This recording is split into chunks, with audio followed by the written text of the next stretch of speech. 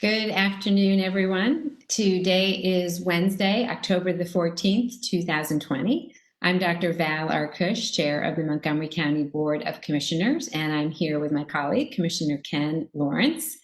This is week 32 of COVID-19 here in Montgomery County, Pennsylvania, and we are in week 16 of the green phase. Since the October 13th press release, we have 47 new cases of COVID-19 reported in Montgomery County, which brings us to a total of 12,647. These positive cases are a result of a positive test for the virus, not from the antibody test. All 47 cases are from the community, and all 47 test results are from the last 7 days or less.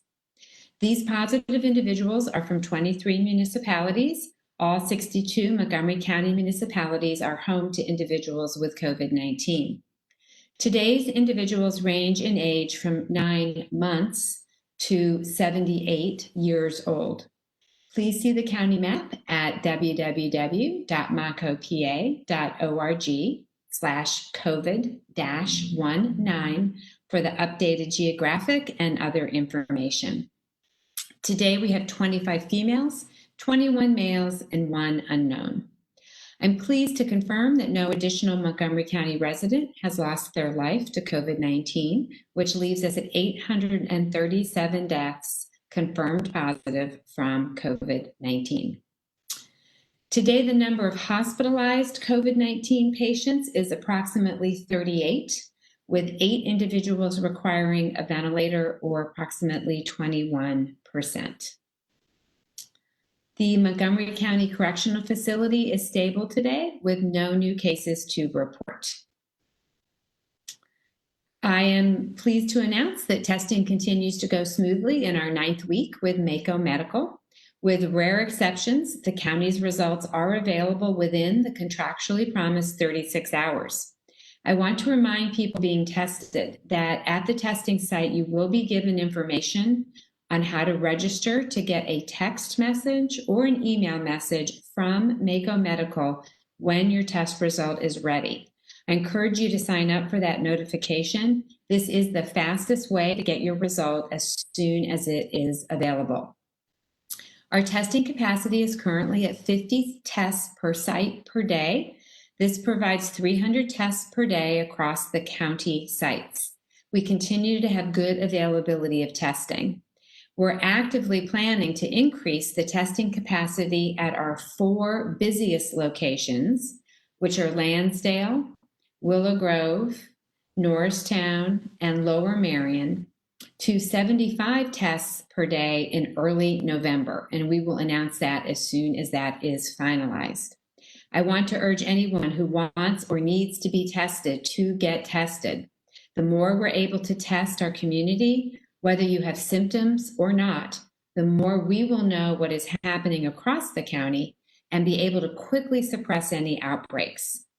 For the 14-day period ending October the 9th, 28,344 Montgomery County residents were tested for COVID-19, which is an increase of 2,995 people tested compared with the 14-day period ending October the 2nd. So that's really very positive news from my perspective. I'm so pleased to see so many people getting tested. As a reminder, the 6 county COVID-19 testing sites do not require a car to be tested, and these sites produce testing at no cost. I just want to emphasize that it is the county sites that will provide the testing at no cost. There is no guarantee that any other location, including the commercial drugstores, will provide this test at no cost. It really depends upon your insurance.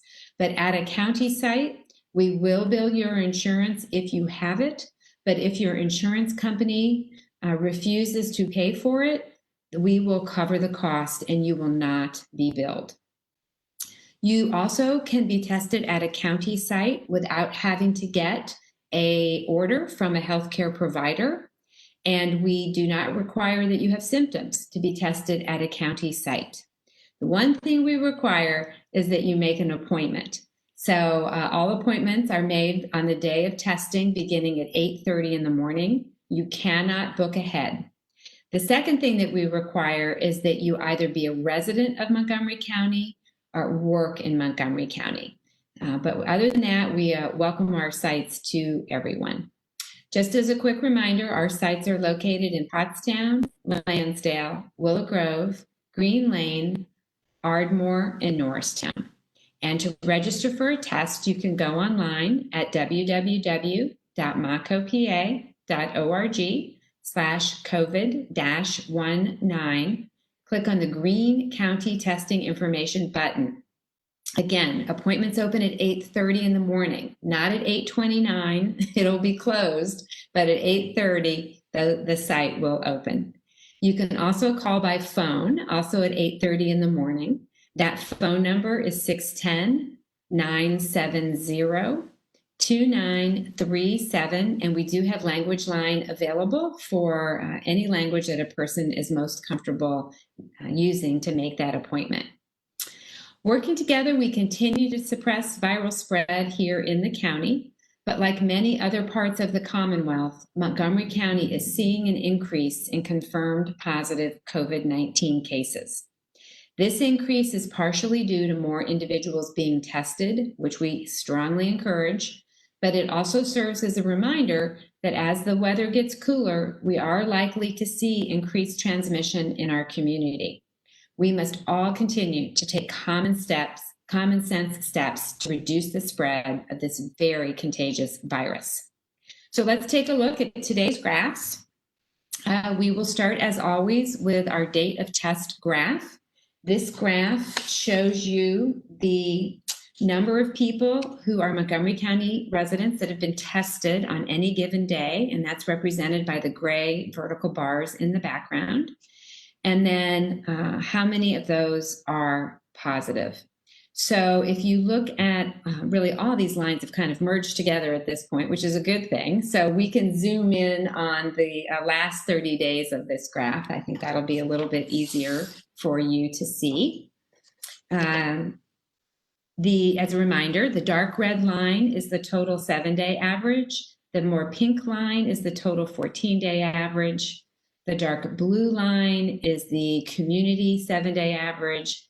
The lighter blue line is the community 14-day average. And way down at the bottom are an orange and yellow line, and those represent our 7-day and 14-day averages from our long-term care facilities. So you can see, although the numbers aren't going up at too quick of a pace, these numbers in the community are definitely starting to trend up. Next, we'll go on to our positivity graph, and our positivity graph is staying pretty stable. This is the data through October the 9th, and our positivity today, as of October the 9th, is 2.28%. You can see by that orange line, which is the number of tests done on any Montgomery County resident on the day so noted beneath the line, that number of testing continues to go up, which is great. That has helped keeping our positivity low, but just want to remind everyone that the absolute number of tests positive tests does continue to go up, and so there are plenty of virus out in our community. So we are where we are thanks to the ongoing commitment of our residents to not leave home without a mask and to put it on whenever they are within 6 feet of someone not in their household. Keeping 6 feet distance from anyone not in your household is the goal. I know how hard this is to do. I find myself, struggling with this issue whenever I am in a public setting, but we have to constantly remind ourselves to take that step back. Keep your hands clean and away from your face. Get tested if you need to or want to, and please cooperate with contact tracing if you get called. I continue to stress how important it is to cooperate with contact tracing. These conversations are confidential and non-judgmental, and they give us critical information on how and where spread of the coronavirus is happening in the county so that we can make data-driven decisions. I wanted to give you some updates on our contact tracing team because I haven't done that in a while. Currently, the county has 44 contact tracers who call and monitor over 400 persons each week. I want to give a big shout out to our 4 trusted community partner agencies, the OIC in Norristown, ACLAMO in Norristown and Pottstown, Family Services of Montgomery County, and VNA Services. Without their help, this work would be much more difficult.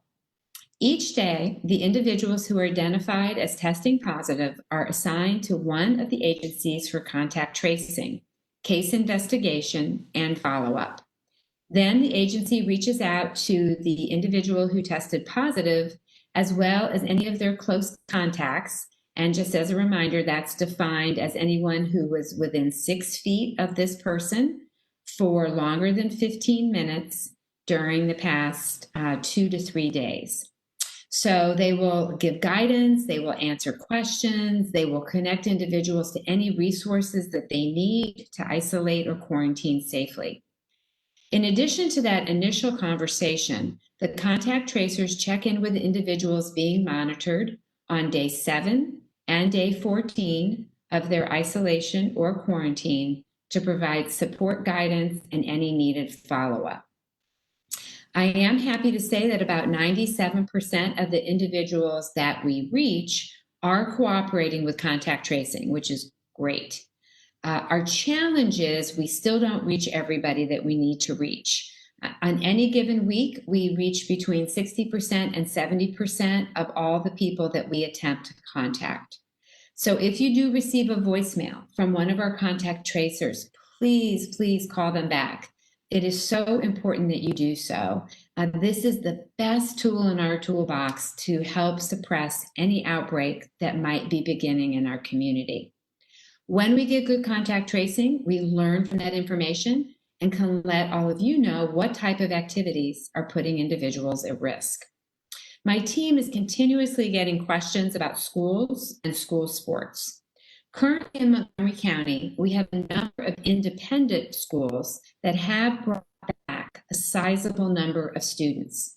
I want to emphasize that we have not seen transmission of the coronavirus between individuals at school.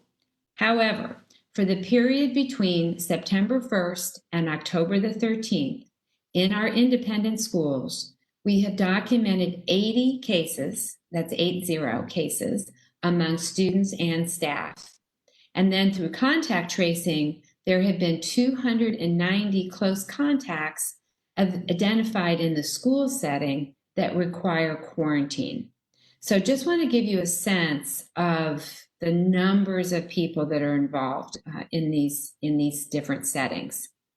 Now, in our public schools, which have far fewer students in classrooms, but a fairly large number participating in sports, we have documented over that same time frame 12 students with positive PCR tests who are on sports teams. And then through contact tracing, there have been 60 close contacts identified just in that school or sports setting that require quarantine. So again, just a reminder that one person tests positive, there's a lot of other people that can be impacted by this. What's encouraging is to see that the mitigation measures that the schools are putting in place do seem to be working to prevent transmission within the school setting. But as I've just explained, these cases can lead to large numbers of close contacts needing to quarantine. So because of that and many other good reasons, I am continuing to encourage everyone to download COVID Alert PA. COVID Alert PA is a free mobile app that helps notify and give public health guidance to anyone who may have been in close contact with another person who has the app and later test positive for COVID-19. The app uses Bluetooth only and works without revealing the user's identity or location. The app is designed to let you know if you've been exposed to COVID-19, defined as within 6 feet for longer than 15 minutes, to an individual who is confirmed to have a COVID-19 diagnosis. You will not be told who or where you were exposed, but you will be alerted to seek medical care. The app is now in use in New Jersey, the state of Delaware, and New York, so you can be alerted to exposures from travel to any of those states as well. I really want to urge business owners, especially those whose employees interact with the public, to consider having all of their employees use this app. It's a great way to keep your employees and your businesses safe. So complete information about the app can be located on our data hub at www.montcopa.org/COVID-19. So I have several announcements today. First of all, I want to remind everyone about the Montgomery County Office of Public Health no-cost flu clinics. The Office of Public Health has launched both walk-up and drive-through flu clinics. 6 walk-up flu clinics are open on Thursdays in Pottstown, Green Lane, Willow Grove, Lansdale, Norristown, and Ardmore, and these are going to be every Thursday through the month of October. Additionally, we have drive-through flu clinics, which you never get out of your car, and those are going to take place on Fridays and Saturdays in Cheltenham on October 17th and 18th, in Bluebell on October 23rd and 24th, and in Oaks on October 30th and 31st. The flu shots will be offered at no cost to individuals aged 6 months and older who live, work, or go to school in Montgomery County. Again, these are no cost, but we do require an appointment. To make an appointment, you can visit montcopa.org/flu, or you can call 610-278-5145. I also want to remind you that the Montco Cares grants are now open for applications. Montgomery County child care facilities suffering disruption due to low enrollment and parents struggling to pay for child care due to the loss of income from the COVID-19 pandemic can apply for assistance. Assistance is available for school-aged children up to age 13. The commissioners have allocated $12 million of federal CARES Act money to fund this Montco Cares grant program to assist both child care facilities and families. Applications must be submitted by November the 2nd, and all the info is at montcopa.org/Montco Cares Program. That's Montco Cares Program. Next, on to a census update. So unfortunately, we received some very disappointing news yesterday about the census. The Supreme Court approved a request to suspend a lower court order to extend the Census 2020 count to October 31st. What that all means is tomorrow the census will end. So the response deadline is now tomorrow, October the 15th. Online responses will continue to be accepted until October the 15th at 11:59 Hawaii time, which for us here in the East Coast is 5:59 Eastern Daylight Time on the morning of October the 16th. So for those of you working the night shift or who are just night owls tomorrow night, you'll have, at least on the East Coast, until 5:59 to complete your census. Paper forms will also need to be postmarked by October the 15th in order to be counted. And the field operations, people going out knocking on doors and setting up at events, tomorrow will be the last day of that as well. Similarly, those answering the phone will continue to answer them through their normally scheduled hours through tomorrow, but tomorrow will be the last day. So if you have not completed your census, please do it today. You can visit montcopa.org/census2020, and you'll get all the information that you need about how to complete your census online or by phone. And by phone, there is access to many different languages. I just want to say a special thank you to everyone who has already responded. This pandemic has really complicated our efforts here in the county to make sure that we have a complete and accurate count of every person that lives in Montgomery County. But those of you that have responded have helped us make sure that we continue to get critical funding for schools, for our seniors, businesses, veterans, food distribution programs, Medicare, and so many other important services in our community. I want to give a special thanks to our Monco PA Census 2020 Complete Count Committee. This is a huge group of volunteers that have worked so hard to make sure that we count every person. And I also want to thank our regional representative, Tricia Reedy Jones, who was our designated census representative. Together, Tricia and our Complete Count Committee has done a fantastic job of getting the word out. And although we don't know what our final numbers are, we know that we've had a better response rate already than we did 10 years ago. So again, 24 more hours, folks, please get this done if you haven't done it already. And then finally, October is Domestic Violence Awareness Month. Over the past several months, we have been closely monitoring domestic violence cases, which had begun to increase during the first month of the COVID-19 pandemic shutdown. The violent murders of 3 Montgomery County women during the summer has kept this issue at the forefront of our minds. The Women's Center and Laurel House have seen a nearly 85% increase in the number of victims and crisis response calls this year compared to the same time in 2019. Both of these agencies have noted that many new victims are from households with no prior history of violence. Because protection from abuse orders are only slightly increased from the previous 2 years, we worry that some victims may not be aware that our community is still 100% supportive and has resources immediately available to help them.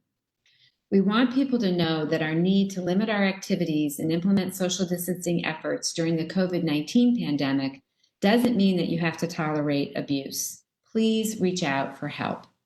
Police in Montgomery County are still answering calls for assistance with domestic violence incidents and other crimes. The Prothonotary's office, led by Noah Marlier, is open to process protection from abuse applications, and the courts are still handling protection from abuse orders through the emergency court. They have issued more than 50 since the pandemic began. Many resources for domestic violence victims remain available and are continuing to operate through the crisis. Laurel House continues to provide on-scene responses, crisis counseling, safety planning, resource referrals, protection from abuse assistance, sheltering, and advocacy. Their domestic violence hotline is 800-642-3150, and their website is www.laurel-house.org. The Women's Center of Montgomery County also provides similar crisis services and relocation assistance. Their hotline is 800-773-2424, and their website is www.wcmontco.org. That's wcmontco.org. Both of these hotlines are answered by trained volunteers who can listen, offer advice on services, provide safety planning, and get immediate safe shelter for victims and their children. Both agencies also provide legal aid to help with writing and obtaining protection from abuse orders through the courts.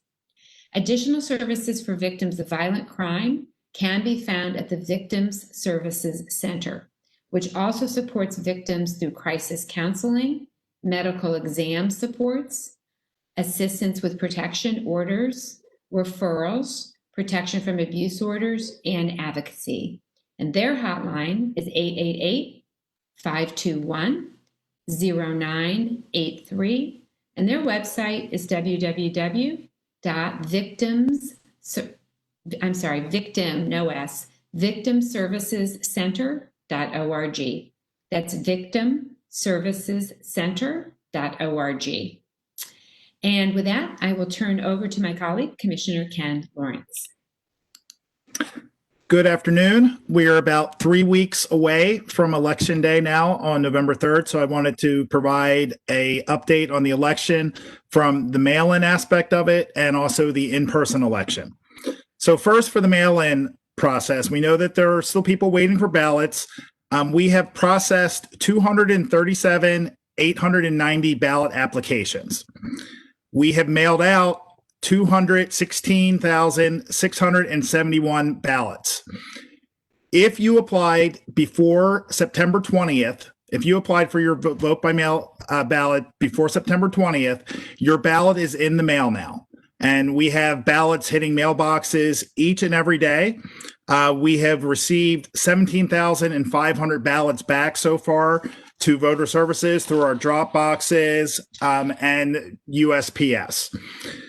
Starting tonight, we will have a counter on our voter services webpage where we will daily update the number of applications that have come in, the number of ballots that have gone out, and the number of ballots that have been returned. Most registered voters should have received a letter with their polling location on it, with the exception of 11 new polling locations that were approved this week. Those polling locations are Abington 7-1, which will go to the Abington Friends School, Green Lane at the Green Lane Fire Company, Lower Marion 6-2, which will be at Harrington High School, Lower Marion 9-1, the Kinwood Club, Lower Marion 11-2, Lower Marion Baptist Church, Plymouth 2-1, Storehouse Church, Upper Moreland 1-1, Settlement Music School, Upper Moreland 1-2, Settlement Music School, White Marsh Middle 4, White Marsh Elementary, White Marsh Middle 5, White Marsh Elementary, and White Marsh West 3, which will be at White Marsh Elementary. All of the final polling locations are posted at www.moncopa.org and go to the Election 2020 tab. We will have 298 polling locations for people who want to vote in person on November 3rd. All of our drop box locations have been open and will be open through Election Day. They'll be open Monday, Wednesday, and Friday from 9 a.m. to 4 p.m., on Tuesday and Thursday from 11 a.m. to 6 p.m., and on Saturday and Sunday from 11 a.m. to 4 p.m., except for Election Day, November 3rd, where on the Election Day hours will be from 9 a.m. to 8 p.m. Ballots placed in secure ballot boxes will be delivered to voter services and stamped as received. We also open our satellite voter services office on October 10th, and you can check for hours and those locations on the website as well. But at these locations, you can register to vote if you need to vote. Register. You can apply for a mail-in ballot. You can also wait and have that printed there and cast that ballot there. So no matter how you choose to vote for the general election on November 3rd, you must be registered by October 19th. Postmarks do not apply, so your registration must be received by October 19th. And the last day to apply for a mail-in or absentee ballot is October 27th, 2020 by 5 p.m. Postmarks do not apply. To get the latest updates on the election and voting, you can go to the website or follow the county's Facebook, Twitter, Nextdoor, and Instagram pages. And we know that our voter services office has been receiving an overwhelming number of phone calls from people who are waiting for their ballots. They are returning those calls as they can. They are focusing on people with registration issues first, but we are doing everything through hiring temporary staff and technology to try to rectify this. So please be patient. Your ballot is on the way. My ballot arrived today. And make a plan, stick to it, and vote on November 3rd. Thank you. Thank you, Ken. And with that, I will remind everyone that our next briefing will be next Wednesday, October the 21st at 3 o'clock. And Ken and I will be happy to take questions. This afternoon, we're joined by Jim Melwert from KYW and Peg Kwan from the Bucks County Courier-Times. We'll start our questions with Jim. Hey guys, stay with elections here while we're on it. Today, the Pennsylvania Supreme Court announced it's taking up whether county elections boards are required to reject ballots based on signature analysis or signature variances. Your general thoughts on that, and also what would it look like at the county level if signatures are required to be checked?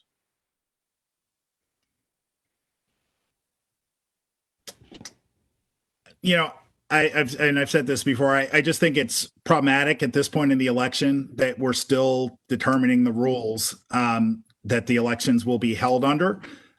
So certainly in Montgomery County, we will follow whatever the court decides and work through whatever we have to do to work on those issues. But it is problematic that we are under 3 weeks out and we're still determining some of these issues. And I apologize, this is out there, but I couldn't seem to find it, so I'm just going to do the lazy thing and ask you guys. If somebody's ballot is tossed for any reason, are they notified?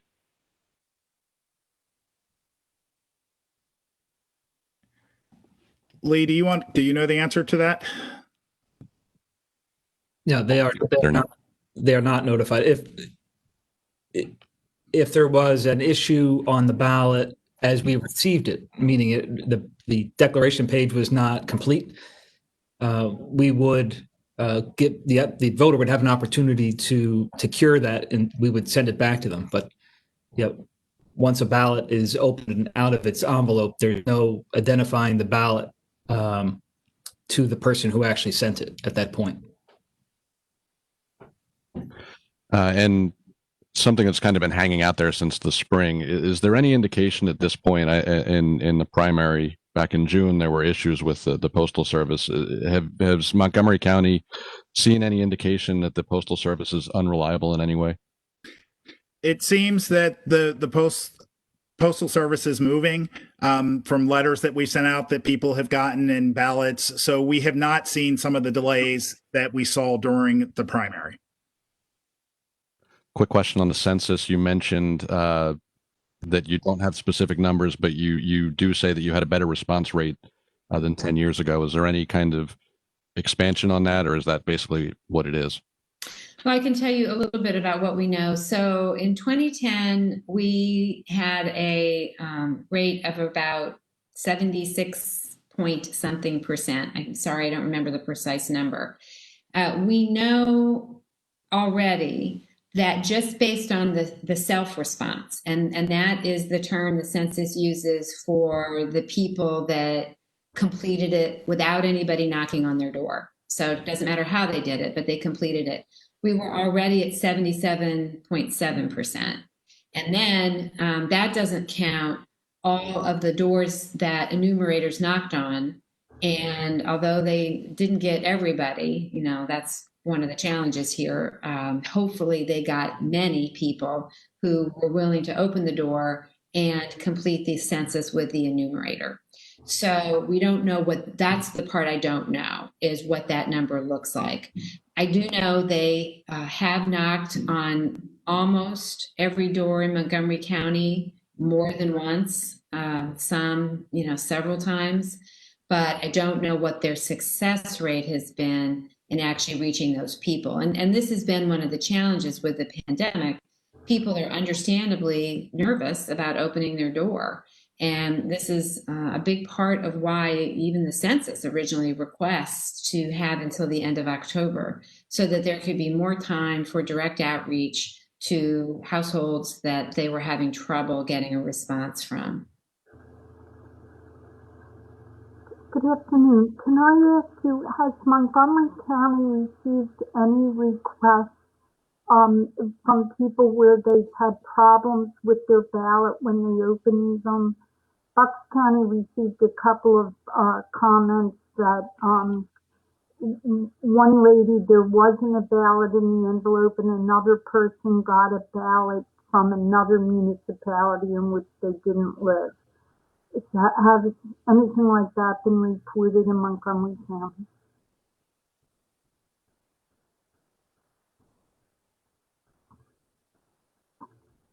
Can you hear me? Ken, were you able to hear that? Ken, you're muted. Yeah, I'll let Lee answer that. I haven't heard anything like that. Okay, okay. So we have not received any reports of anyone receiving the incorrect ballot or the other example that you cited. Okay. Another question on the child care program. I believe you're putting aside $12 million. Is that's to help both child care centers and individual families with who may need to pay for child care because their kids aren't in school? Is that correct? That's correct. So there's two prongs to the grant program. There's an application for facilities that are located in Montgomery County who are facing economic challenges because of the pandemic. So that's one part of the grant. And then there's a separate part of the grant that is for families to apply for.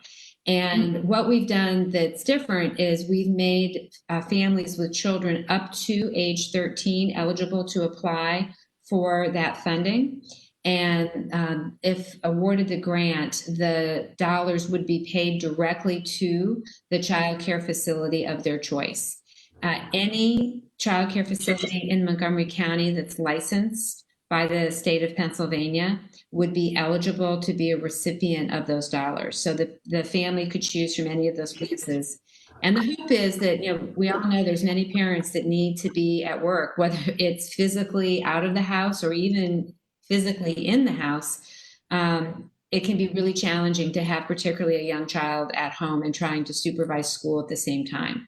So we're hoping to make it easier for those families, particularly with those school-age kids, to know that their child is in a safe place during the school day. Any of us that are parents know that it's really hard to concentrate on work if you're worried about your child. And so hopefully that will make it a little bit easier for a number of families. Would anybody be able to use it for either a tutor or a babysitter in their own home?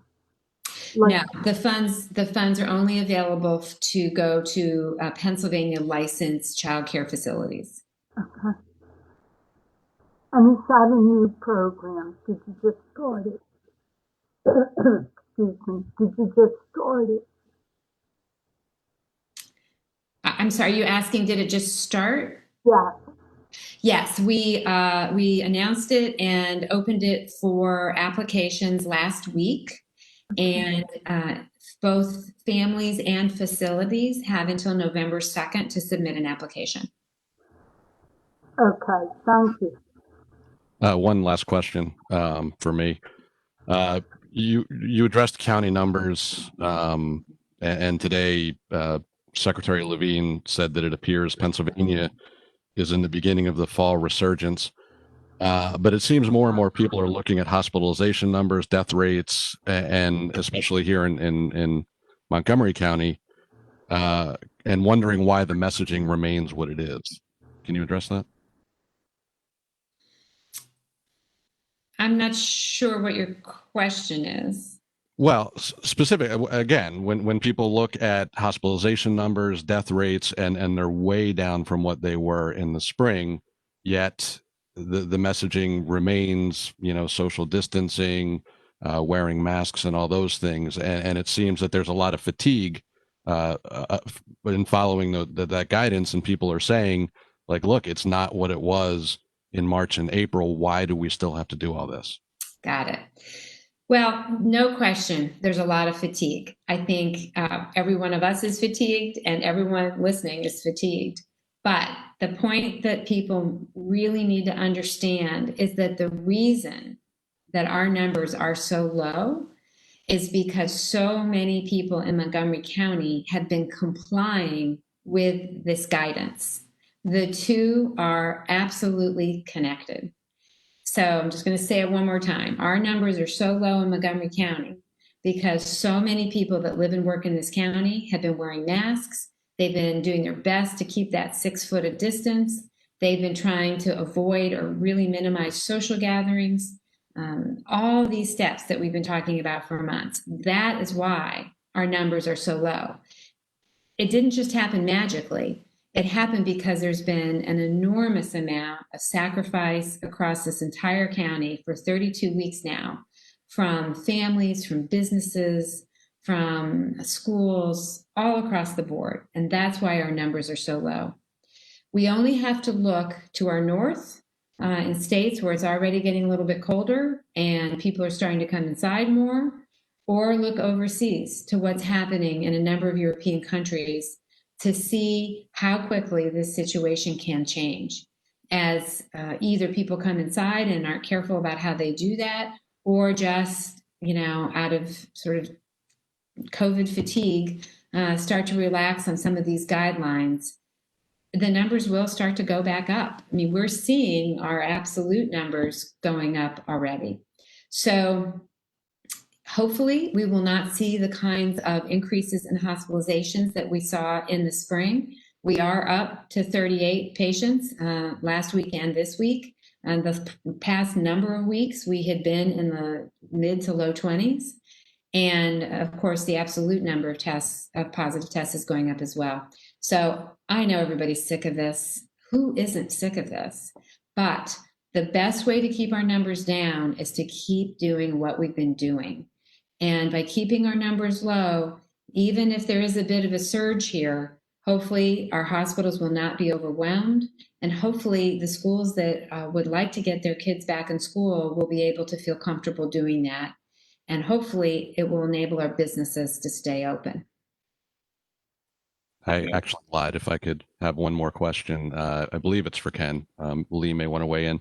There's been confusion over an email that went out September 21st to voters requesting mail-in ballots, so the ballot was on the way.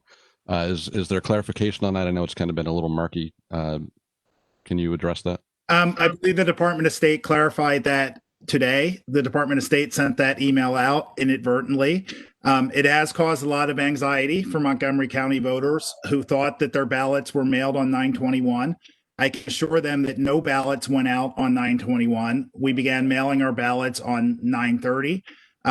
The Department of State has apologized, and we're grateful for their apology. And we hope that everyone gets their ballots this week. And now I really am done. Thank you. All right, Todd, is that it? There are no further questions today. Okay. Thank you, everybody. Stay safe, and we'll see you next Wednesday. Thank you, Sarah.